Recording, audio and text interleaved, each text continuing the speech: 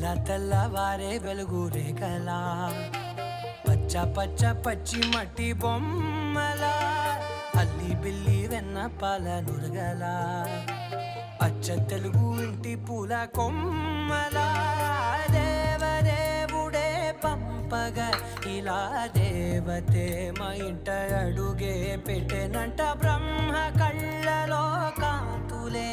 మా అమ్మలా మా కోసం మళ్ళీ లాలి పాడేనంట.